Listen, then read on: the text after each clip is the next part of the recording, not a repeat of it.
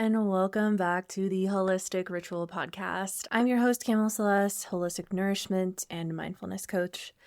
And today we're continuing our journey to a holistically healthier, happier, and yes, even hotter you. This is part 3 of 3 in this mini-series that I have been doing over the course of this last month. We're dipping into February here, as we will get into in just a second about the things that have been happening and going on here in the US. But today we are exploring key areas of whole health that often go unnoticed, but are so vital for our overall health and well-being. We have covered so much in this series already. I highly recommend you go listen to part 1 and 2 if this is the first episode you are coming across. You're listening to The Holistic Ritual, a podcast for holistic health-minded humans seeking mind, body, spirit well-being. Hosted by Kamela Celeste, IIN holistic health coach and former personal trainer, with over a decade of experience helping humans become the best versions of themselves, both mentally and physically. Here, you'll discover meditations, affirmation readings, thought-provoking insights, and all things related to holistic health and healing.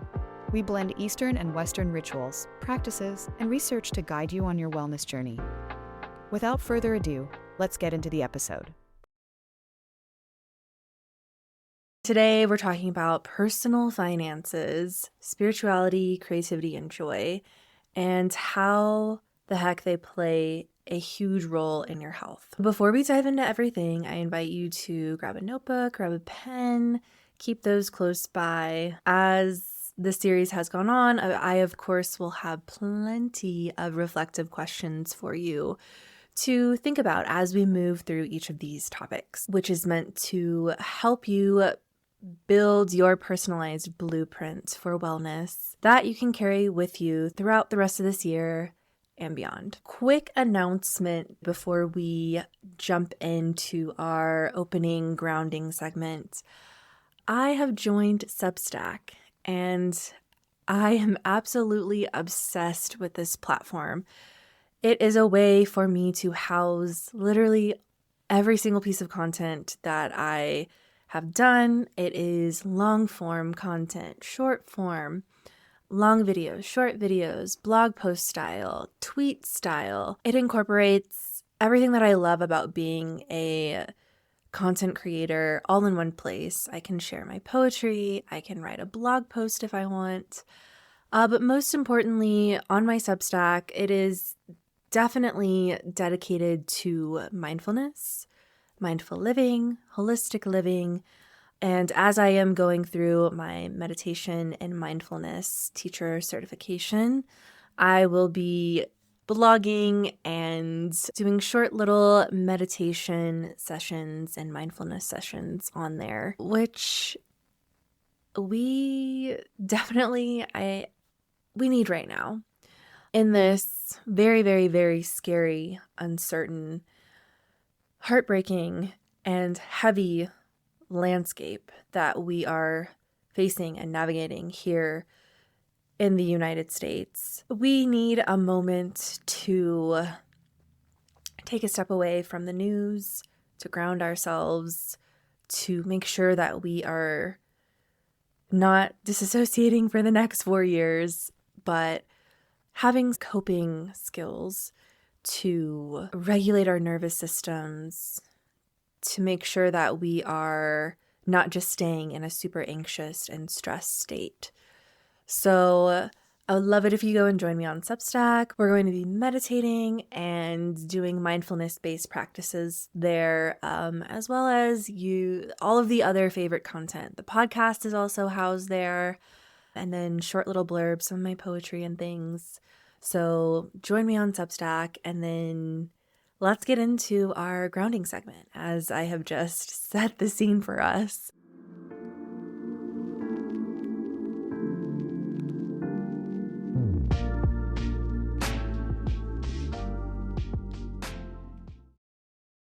It's been heavy lately. It's been a lot. And if you are like me, you are trying to stay informed without going insane. And it seems like every time I choose to actively put my phone away and not focus on the news. It's so funny because I used to tell my parents all the time, like, you guys watch too much of the news, like you need to turn it off. It's literally affecting your mental health, being on 24/7. And then now as an adult, more specifically during this period of time that we currently are sitting in 2025, there is just headline after headline after headline that is awful, for human rights, for people that I love and care about, and I'm sure people that you love and care about.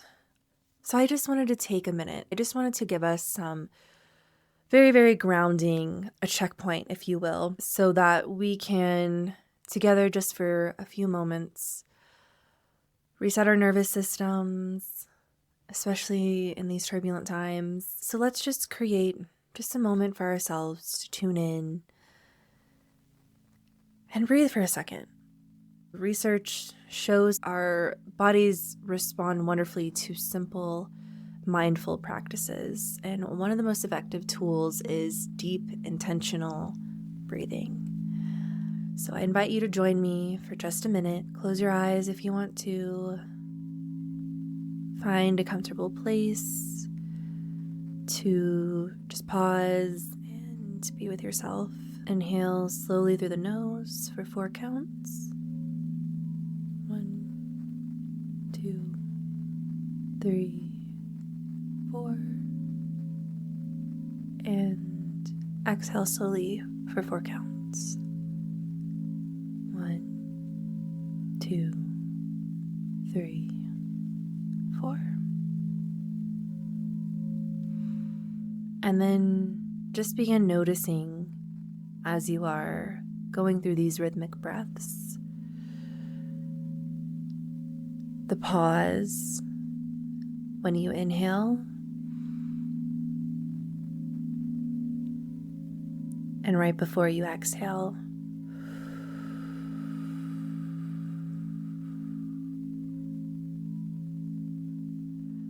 Very deeply breathing, letting your belly rise and fall as you go through these movements, go through these breaths.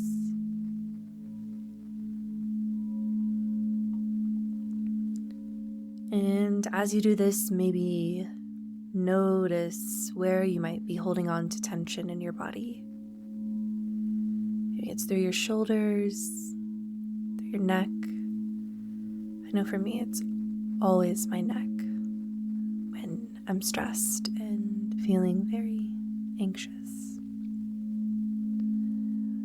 And just go through some deep, deep breaths, inhaling through the nose and exhaling through the mouth for as many times as you need as I keep talking.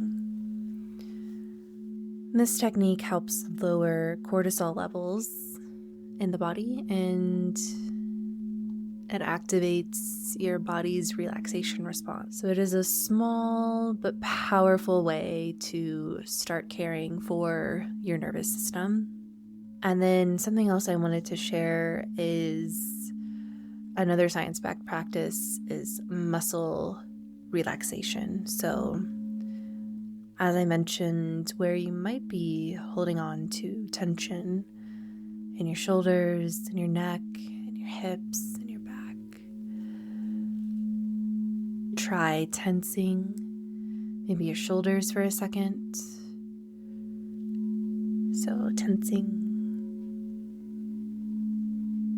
and then releasing them. Notice the shift in the sensation, the relief that comes with letting go.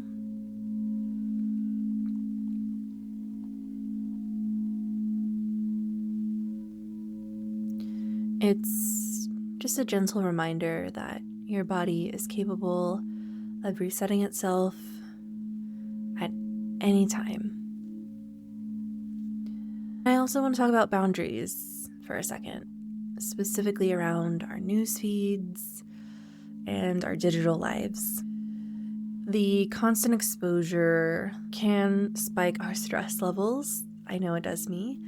When I am listening to my favorite news person give his evening update, Aaron Parnas.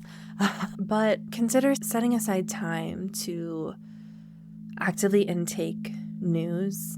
And I know it can be challenging with our feeds out there filled with news updates that we didn't necessarily go searching for. We may log on to Instagram or Substack or TikTok, and it just is what we've been consuming, so that's what the algorithm feeds us. But give yourself permission to set a time limit. Maybe it's listening to a news update in the evening only or in the afternoon, and then step away. Disconnect for the rest of the day. It will help you focus on what truly matters.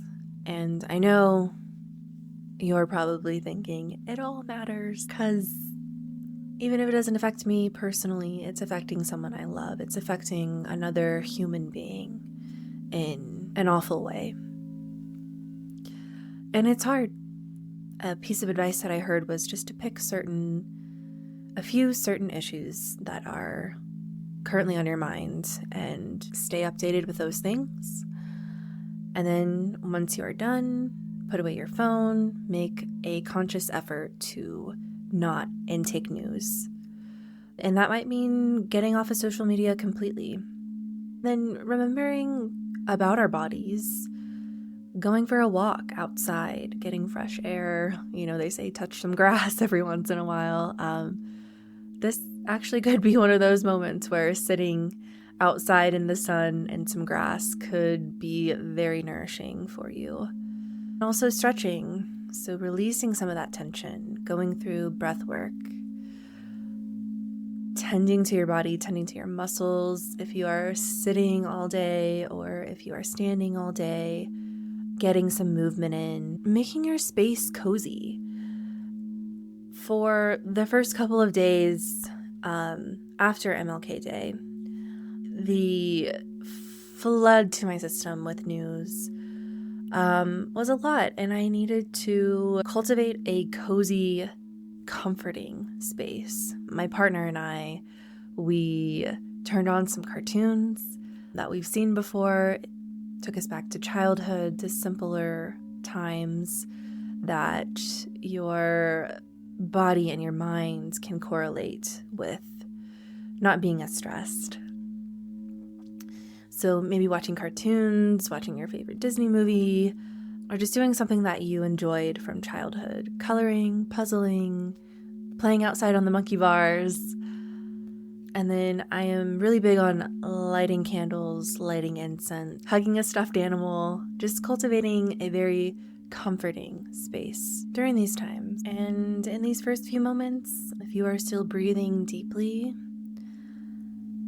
you can open your eyes if they've been closed this whole time, and just thank yourself. Thank yourself for giving yourself the space to be here, to breathe, to drop into your body, to reconnect with it, and to regulate your nervous system by doing this.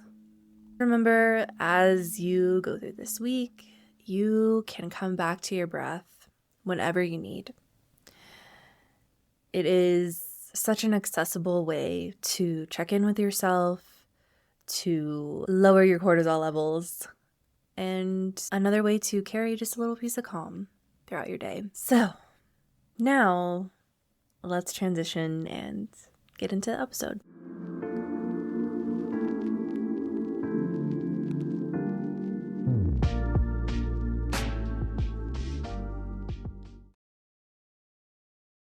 Holistically Hot and Healthier New Year.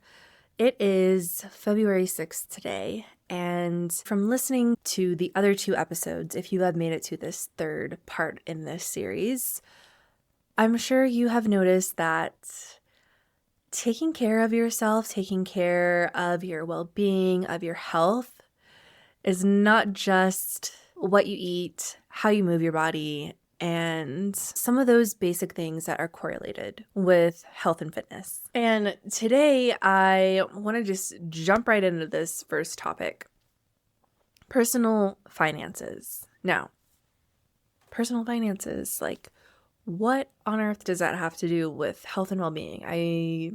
I don't get it.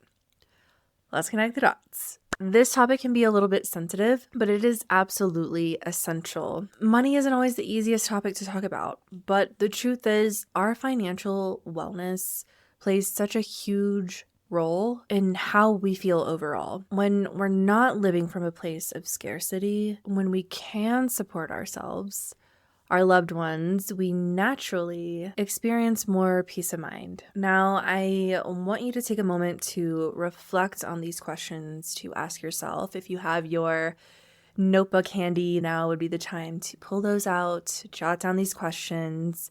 You can always come back to this episode and replay it as many times as you need. But there's something about writing it down. I don't know. Getting it out, physically writing it is so much more beneficial for me to whenever I'm learning something new. So just want you to take a moment to reflect on these questions. What is an income down to the number, down to the details that would support me and those who depend on me? Question 2, if I'm already close to that number, what could I do to confidently ask for a raise? Especially if I've been dedicated in my current role for over a year without a pay increase. And if I'm not quite there yet, what might I consider doing to get that raise or to make sure that I am not passed up on a promotion this next round? Or if it means getting a new job or getting a side hustle, even monetizing, and I say this next one as capitalism makes the US go round, but monetizing a passion or a hobby that lights you up. And I say that with a caveat: as an artist, as a creator, as somebody who genuinely loves creating content, loves writing poetry, loves educating through video content. Not every hobby needs to be monetized. You can just do hobbies and your passions because you just fucking love them, right? You don't need to monetize everything. Then there's also the other side of the coin where it is, if you're good at something, why not get paid for it? So taking those two and having a balance of, maybe there's a certain hobby that you could see yourself monetizing, but there's another hobby that you're like, no, that's mine. That is my precious hobby, and I do not want to monetize it. I don't want to have to deal with that. I just want to always experience the joy and doing that passion or hobby for the sake of the enjoyment of it and not because you need to be doing it. So definitely take those two into account. And remember, these topics that we're covering today, they're not prescriptions or ultimatums. These are just questions to help you start envisioning a healthier financial space, a healthier life that supports your overall well-being. Next, let's talk about spirituality. Now, when I say spirituality, I'm not solely referring to religion. Religion can be, like, spirituality is the umbrella. If you're just listening to this, I'm holding an umbrella with my hands, like making an umbrella over my head. But spirituality is the umbrella. And underneath are these next pieces that we will talk about that go underneath the umbrella of spirituality.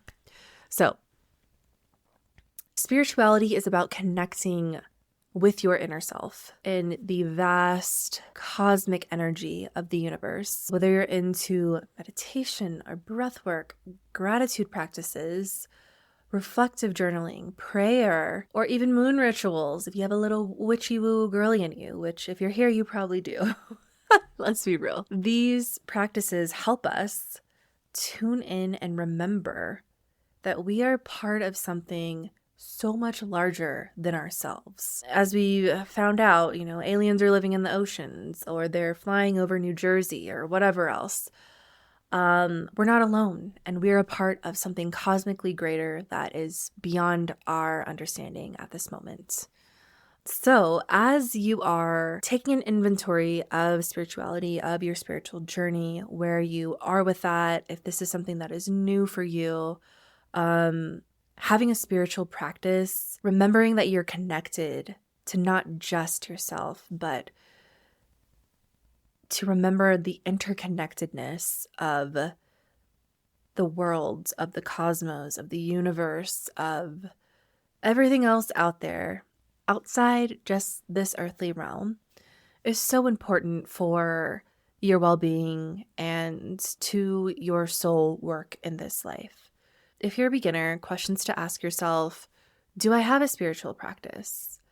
And think about that. If any practices you're already engaging in, even a few mindful minutes counts. Even if you are waking up and listening to a guided meditation while you brush your teeth, that counts. Question 2, what spiritual practice resonates with me the most? Is it a quiet meditation, an energizing breathwork session, or a ritual that honors the cycles of the moon?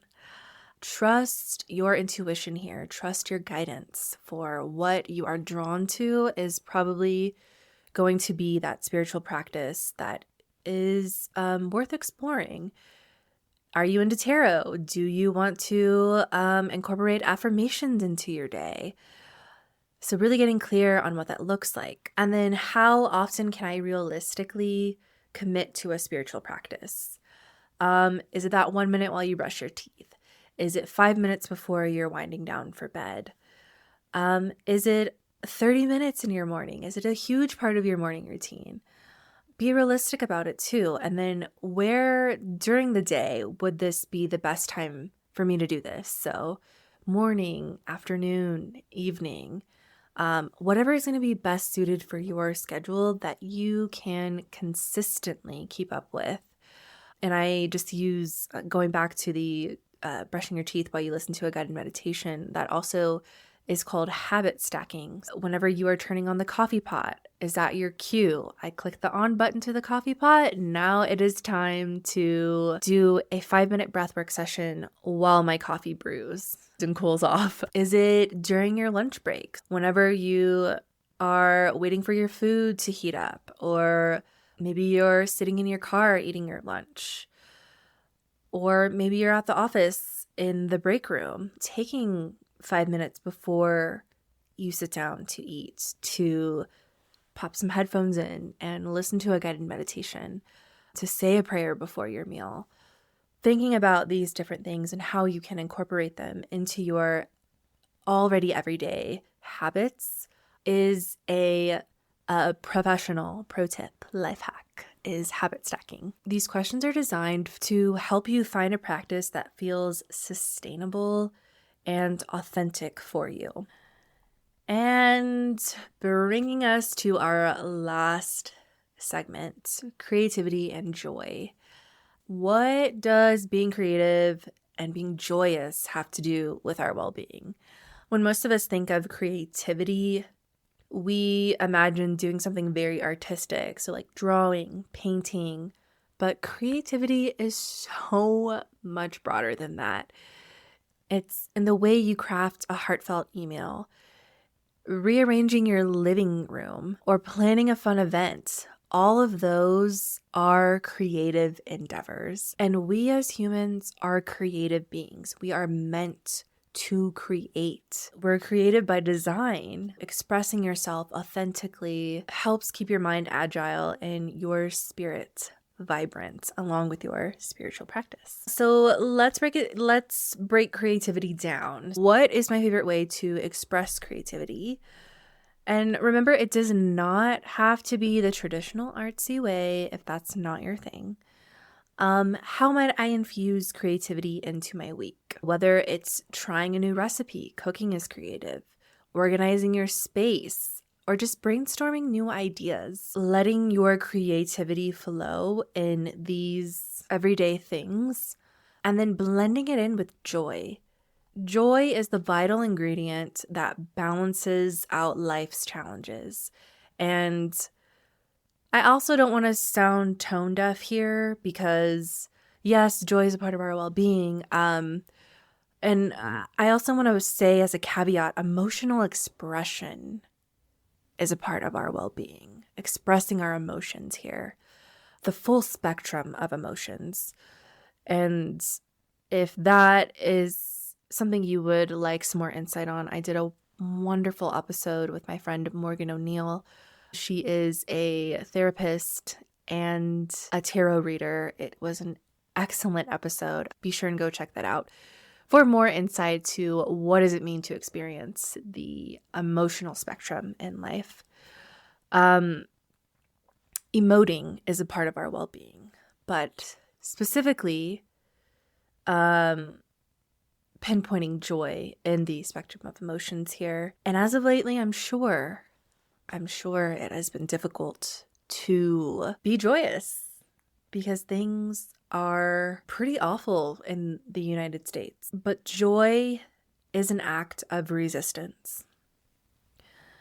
To be joyful while a fascist wannabe dictator is trying to bring us all down, to expunge people's existence, while he is wanting to take away so many human rights, they're being called into question. Finding whatever little piece of joy you can and savoring it, relishing in it, being in it, sitting in it for as long as you can during these times is the balance. And we have to remember to experience the full spectrum of emotions, yes, but joy is a part of our well-being. And without sounding tone deaf here, these are some questions to ask yourself about joy. What big things and small moments bring me joy? So reflect on any moment that you've had that's made you smile. If joy seems to be missing, which for me, a lot of the times lately, it has been missing, how might I reconnect with it in the simplest ways? So maybe it's taking a few minutes to savor your morning coffee, or reconnecting with someone who lifts your spirits. So finding it even in the tiniest of moments. Joy is an act of resistance. And then the last question is, who in my life truly contributes to my joy? And how can I nurture those relationships? All of the people who are good for your mental health, who are uplifting, who allow you to be the wonderful, dynamic, amazing human that you are while you are experiencing all spectrums of emotions, not just the happy ones. Hold those people close and be sure to make time for them, especially now than more than ever. We need to lean on community. We need to remember that we are not alone in our emotions that we are experiencing. And I was just talking to some of my friends and my partner about this the other day. I work from home, and sometimes it can feel very isolating seeing that there are other people who share my values and my morals about what is happening right now. I know I'm not alone, but to actually really see it in person, to vent to a friend, to be validated by your emotions, is a totally different thing. So lean on your community right now and allow these questions to guide you towards a more joyful, creative existence that truly reflects your essence.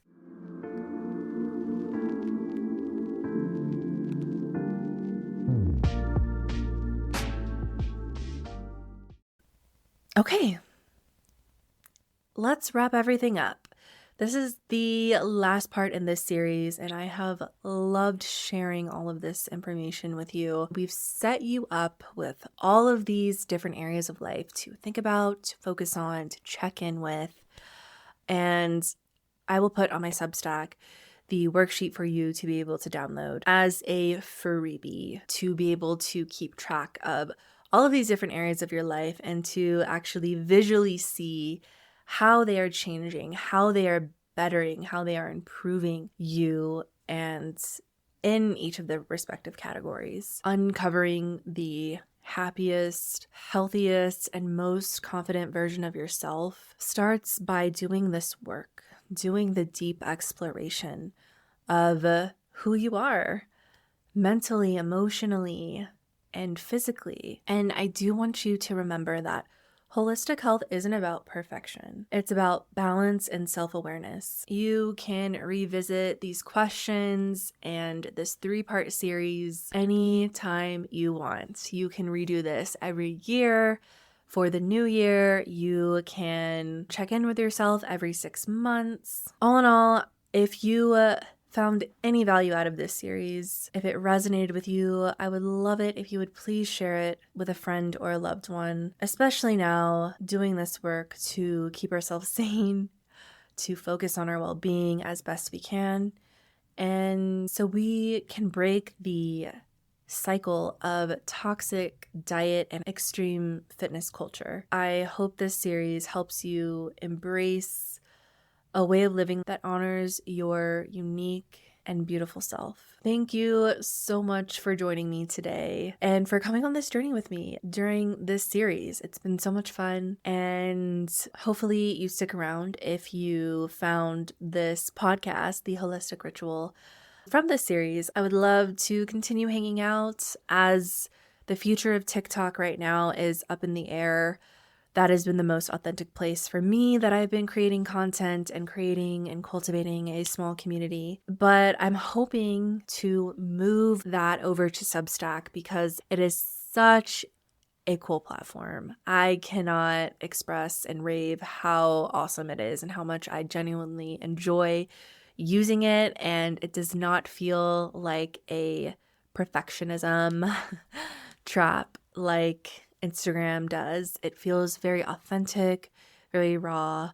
I would love it if you come over to Substack and hang out with me. My Substack is the same as this podcast, The Holistic Ritual, or you can find me under Kamela Celeste there as well. Until next time, take care, nurture yourself, and have the happiest, healthiest, most prosperous new year. I'm Kamela Celeste, signing off.